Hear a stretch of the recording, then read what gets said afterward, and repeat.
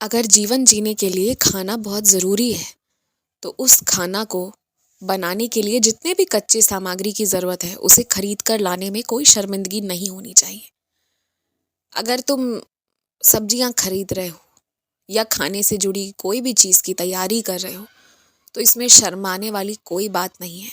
कोई रोके या टोके या मना करे तो भी तुम्हें इन चीज़ों को नज़रअंदाज कर देना चाहिए, क्योंकि अपने जीवन को जीने के लिए जो चीज़ें ज़रूरी है ना, उन चीज़ों को करना भी आना चाहिए और कोई शर्मिंदगी नहीं है, बल्कि खाओ भी और अन्नदान भी करो, इसमें तो कृपा और मिलेगी।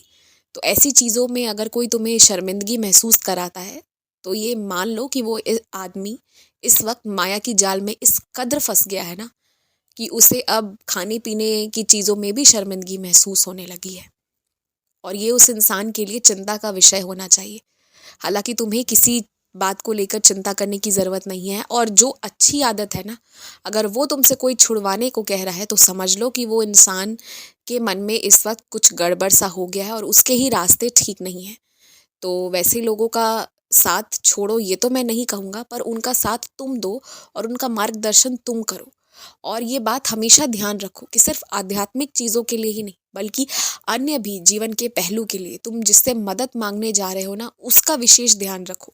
तुम्हारी गलती ये होती है कि तुम जिससे मदद मांगने जाते हो वो खुद तुमसे ज़्यादा परेशान है, जो खुद तुम्हारी जो समस्या है वही समस्या उसकी भी है और वो उससे खुद उबर ही नहीं पाया है आज तक। जो खुद बाहर नहीं निकला वो तुम्हें नहीं बता सकता कि तुम्हें क्या करना है।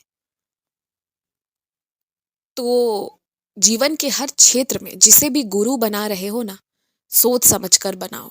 वरना मैं तुमसे एक बात कहता हूँ, एक सलाह दे रहा हूँ, कोई भी काम जो तुम्हें नहीं आता है, तुम्हें सीखने की इच्छा है, करने की इच्छा है ना, तुम सिर्फ मुझसे बोलो कि बाबा आप मुझे सिखा दीजिए।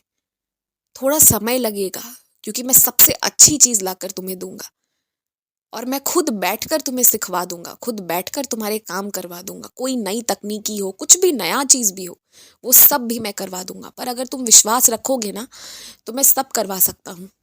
तुम्हें शायद कुछ ही भाषाएं आती है, पर इस पृथ्वी पर जितनी भाषाएं हैं ना, सब मुझे आती है। और तुम जो सीखना चाहो, दुनिया के किसी कोने की कोई भी कला, कुछ भी सीखना चाहो, वो तुम तक आ जाएगी।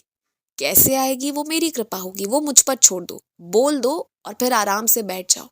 चिंता मत करो, फिर अपने दूसरे काम करो। बोल दिया है तो समझ लो कि वो चीज़ हो जाएगी, सही समय पर, सही तरीके से। एक बात और है कि तुम्हारे द्वार पर ना देवी देवताओं का मेरा आना लगा रहता है। तुम ये बात समझो। तुम्हारे द्वार पर सकारात्मक शक्ति कई बार आती है, तुम्हें आशीर्वाद देने आती है, कई रूप में आती है। इसलिए तुम्हें अपने दरवाजे को ना साफ रखना चाहिए। अगर तुम्हारे पास ये व्यवस्था नहीं है कि तुम जूते चप्पल को घर के भीतर रख सकते हो, तो अगर बाहर ही रख रहे हो ना, तो उसे सजा कर तरीके से रखो, एक डब्बे में बंद करके रख दो। कुछ भी ऐसा करके रखो जिससे कि उसके होने से भी ना गंदगी महसूस नहीं हो। और ऐसा नहीं है कि जूते चप्पल से घृणा करें, क्योंकि वो तुम्हारे पाँव की रक्षा कर रहे हैं, तो वो घृणा के योग्य तो सच में नहीं है। लेकिन हाँ, उसे रखने की तरीका होनी चाहिए। ऐसे वैसे फेंक कर मत रखा करो। एक समस्या का ऐसा समाधान तुमने निकाला है जिस पर मुझे हंसी आ रही है और तुम्हें आश्चर्य हो रहा है अपनी बुद्धि पर। लेकिन अब मुझे ऐसा लगने लगा है कि वाकई में ये जो भी कष्ट, जो भी पीड़ा तुम्हारे जीवन में आई थी ना, तुम्हें सिखा गई है कि तुम्हें हमेशा समस्या का समाधान निकालना है। आज मुझे ये एहसास होने लगा है कि सच में तुम बड़े हो गए हो। सच में जैसा मैं तुम्हें बनाना चाह रहा था, तुम ठीक उसी रास्ते पर चल रहे हो। बहुत खुश हूं मैं तुमसे, और मैं बहुत भावुक भी हूं इस बात को लेकर कि इतनी समझदारी तुम में आ चुकी है।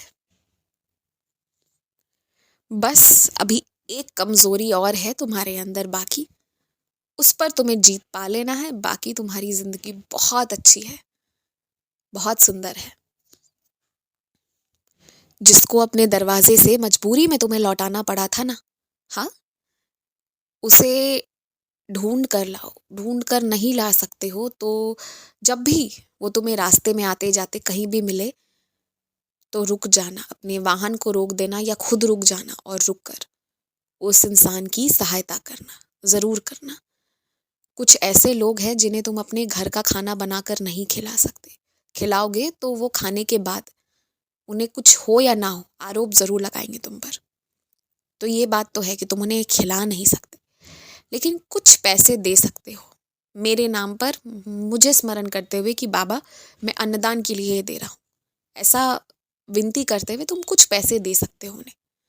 या फिर कहीं बाहर का खाना उनके सामने ही बनवा कर उन्हें तुम खिला सकते हो। ये सब तुम कर सकते हो और मुझे लगता है कि तुम्हें ये करना चाहिए। और तुम ये समझो कि अगर कोई तुम पे झूठा इल्ज़ाम लगा रहा है ना, तो या तो उसे मजबूर किया जा रहा है या उसकी बुद्धि भ्रमित हो गई है। यही दो में से कोई एक कारण है।